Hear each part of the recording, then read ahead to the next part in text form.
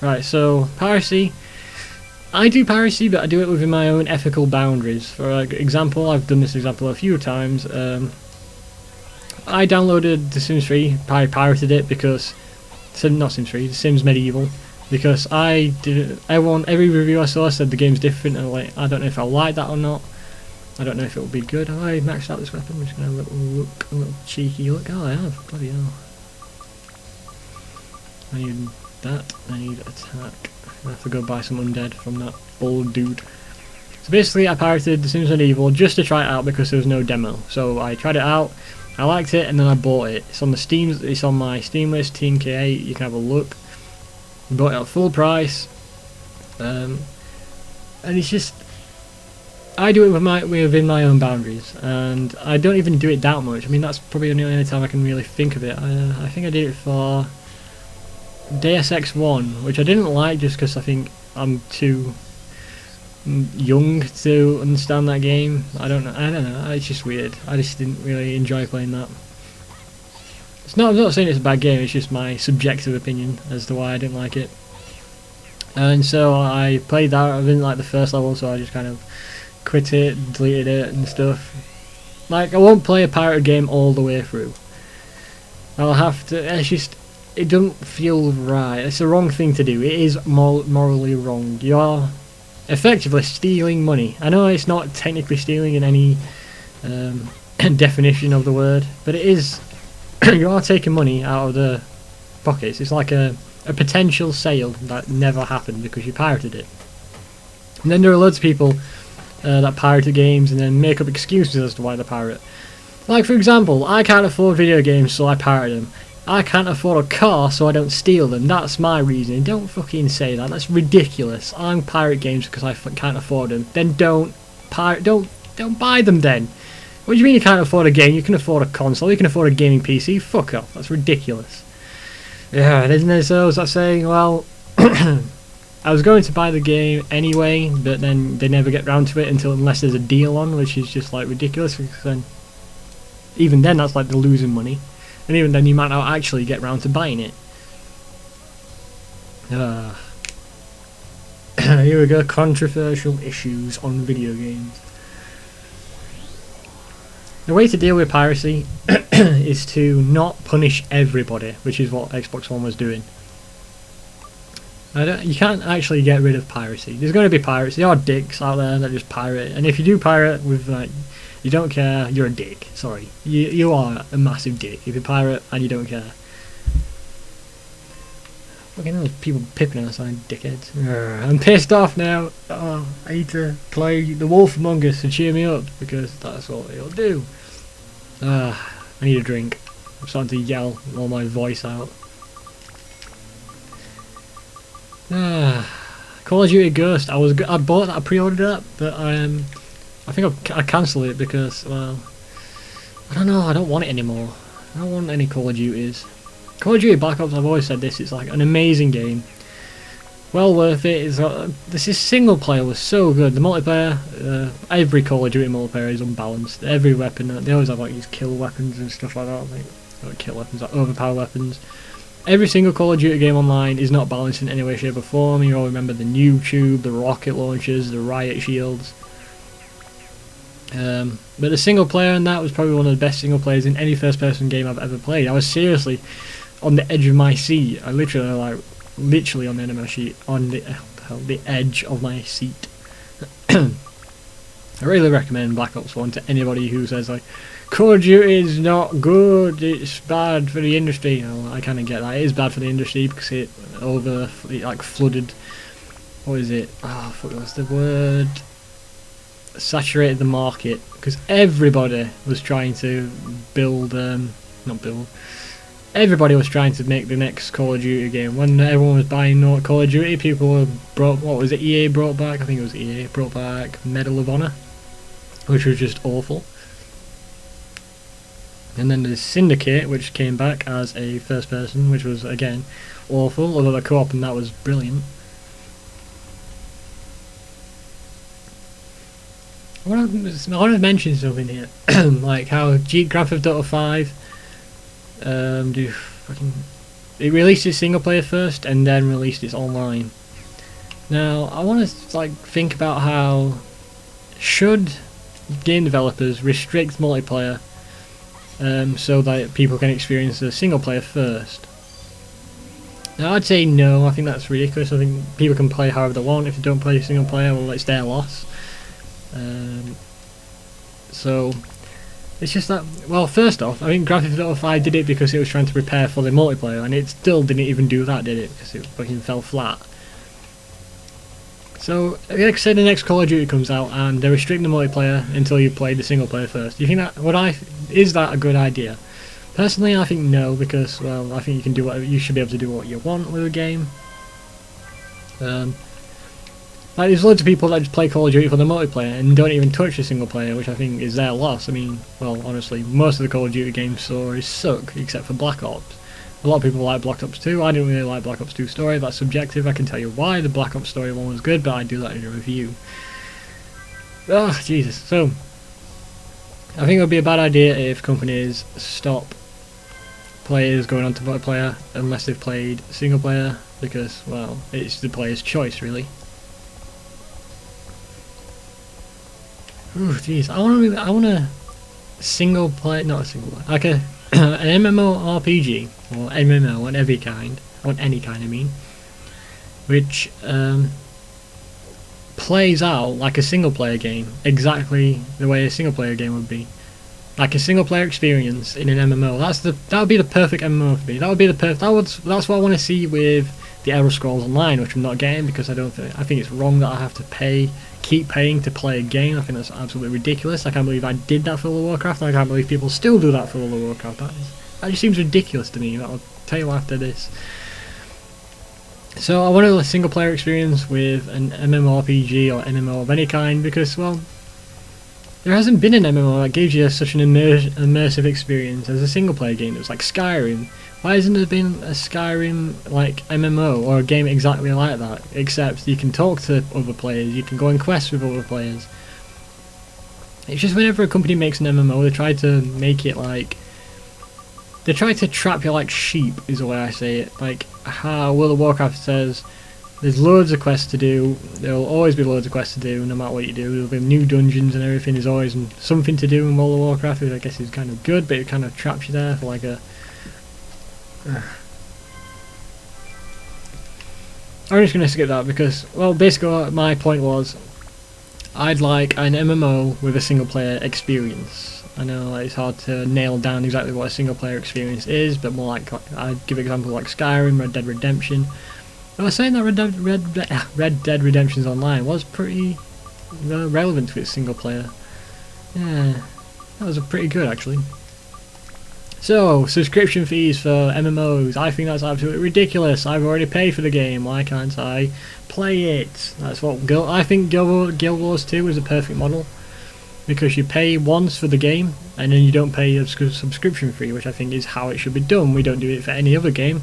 How would it be in the next game, Assassin's Creed 5, you have to pay a subscription to keep playing a single player game? It'd be ridiculous, wouldn't it? I think it's ridiculous having to pay like 15 quid or a subscription based MMO. I think that's just pretty much insulting, really. Like, really, I've already paid for the game. World of Warcraft, you had to pay for the game and all of the expansions, and then you had to keep paying just to play the damn thing. I think that's just ridiculous. I can't believe anyone actually did that. I can't believe I did that. I feel rubbish doing it, thinking about it now. Yeah, it's not a lot of money thinking about it in the long run, but still, why would we have to keep paying for it? Although it is a lot of money if you play it forever. Like all the people that in World of Warcraft played the game for ages. Imagine how much money they. I mean, fucking hell, let me just compose myself. So take the player that's played World of Warcraft for the longest time and take up his bills. How much do you think he'd pay? I'd actually be interested to see that.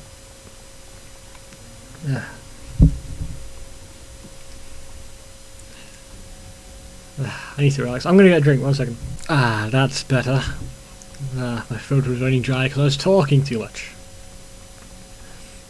I think that all the opinions I stated in this recording, brilliant, basically, will not be as good if it's like if I think them through. Because right now I'm just thinking on the spot. If I had like a moment to think and like take all the factors into account, I'd probably have a much better argument to give people. But because this is just coming off the top of my head, I don't think it'll work. It's not going to be as good as me like thinking it through. Well, obviously. Ah, Jesus. Oh, great. Poison. Good. That's what I've always wanted. That's what I wanted. It was part of the plan all along to be poisoned. Poison. Worst attributes. So I want to talk about another topic because I don't know why I'm feeling particularly topical today. God, that was awful. Spade. We're at Heart's last dungeon. I think it was. Oh, what the hell? Did he just wheel his arse at me? You son of a bitch. Right. That topic got away from me. Bloody hell.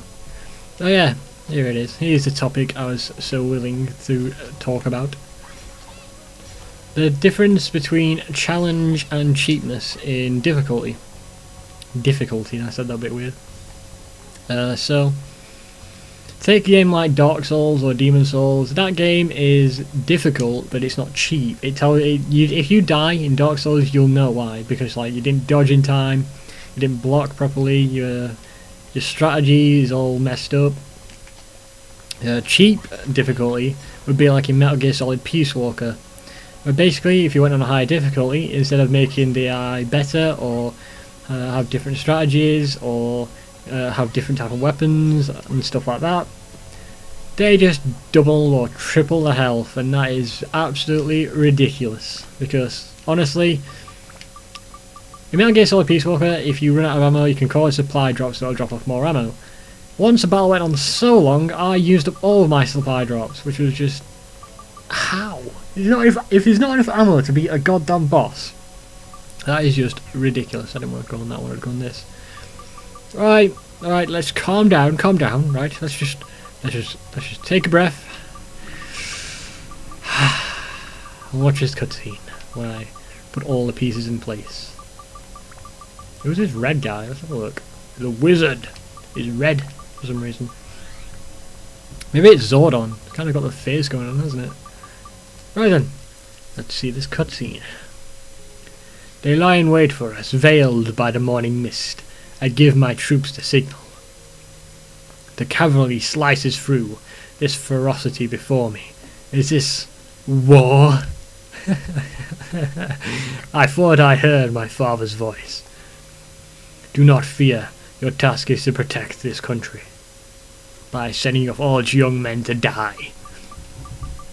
Alright. There's a castle. There's a horse.